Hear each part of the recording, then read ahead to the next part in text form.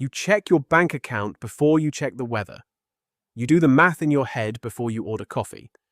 You lie awake at 2 a.m. recalculating a bill you already paid. This feels like a personal failure. It is not. It is something far stranger. Your brain is running an ancient program, and it was never designed for money at all. Picture a farmer in rural Tamil Nadu, India. Sugarcane farmers there get paid once a year, right after harvest. For months before that, they are broke. Then, for a few months after, they are flush with cash. Same person, same intelligence, same skills.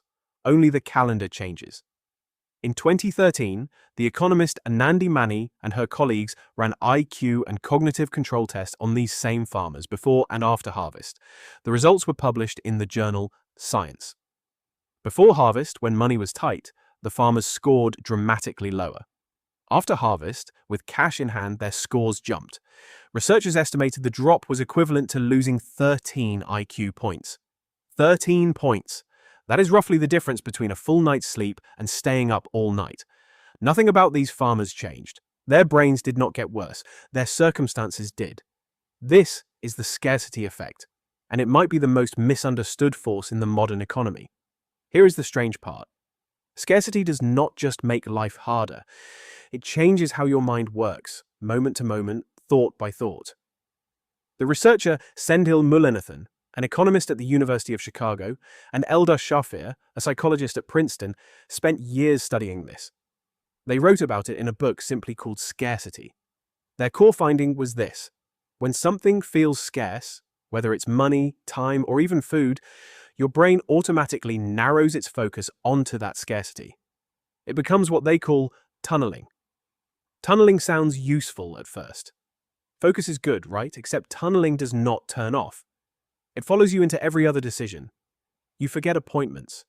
You make worse choices about your health. You snap at people you love. Not because you are careless, because your mind's attention has been quietly hijacked by a single, urgent question. How do I get through today?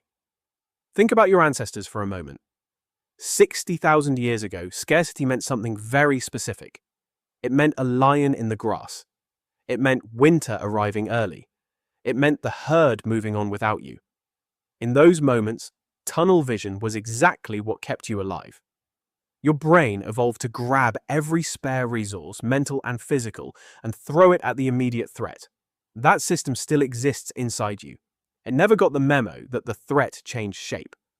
Now the lion in the grass is a text message from your landlord. The herd moving on is a layoff notice. The winter arriving early is a medical bill you didn't see coming. Your brain cannot tell the difference. It reacts to a shrinking bank balance the same way it once reacted to a shrinking food supply. Full alert, full tunnel, every other cognitive resource redirected toward the threat. Here is what makes this so cruel and so counterintuitive. Scarcity does not just cost you money, it costs you bandwidth. Mullainathan and Shafir describe this as a mental tax. Imagine your mind has a limited amount of working memory and attention each day, like a phone battery. Worrying about money is not a background app. It runs constantly, draining the battery even when you are trying to do something else entirely. That is why financial stress correlates with worse decision-making in areas that have nothing to do with money. Worse parenting patience, worse sleep, worse memory for small daily tasks. It is not because struggling people are less capable. It is because a chunk of their mental processing power is permanently occupied by the tunnel. There is a twist here that most people never consider. Scarcity does not require actual poverty to activate. It only requires the feeling of not having enough relative to what you need right now. Researchers have found this same tunneling effect in dieters obsessing over food, in lonely people fixating on social connection, and in busy professionals who are simply short on time. A wealthy executive who feels chronically short on hours can experience the identical cognitive tunneling as someone short on cash. The resource is different. The mental mechanism is the same ancient circuitry. So, why does this matter for you, specifically, today? Because the modern financial system was not built with this in mind. Late fees, overdraft charges, complicated loan terms buried in fine print. These are not neutral obstacles. For a tunneled brain, already stretched thin, they are landmines. Mullainathan and Shafir point out something uncomfortable. Many of the bad decisions attributed to poverty, missed payments, impulsive purchases, failure to plan ahead, are not failures of character. They are predictable outputs of a brain running on scarcity's operating system. This reframes something people love to say. You've probably heard it. If poor people just budgeted better, they'd be fine. But budgeting itself requires exactly the mental bandwidth that scarcity consumes. It's a bit like telling someone drowning to simply swim more efficiently. The very resource they need to fix the problem is the resource the problem has taken from them. There is hope buried in this research, though, and it is not what you'd expect.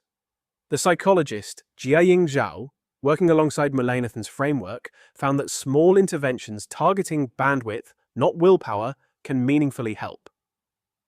Simplifying paperwork, sending single clear reminders instead of complex forms, reducing the number of decisions someone has to make in a day. These interventions do not fix poverty, but they free up mental space, the same scarce resource the tunnel had been consuming. Which brings us to the modern mirror. You are not so different from that Tamil Nadu farmer waiting on the harvest. Your paycheck might arrive every 2 weeks instead of once a year, but the psychological rhythm can feel eerily familiar.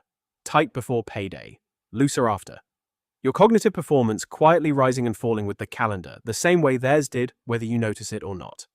Next time you find yourself snapping at someone over something small or forgetting an appointment during a financially tight week, consider this.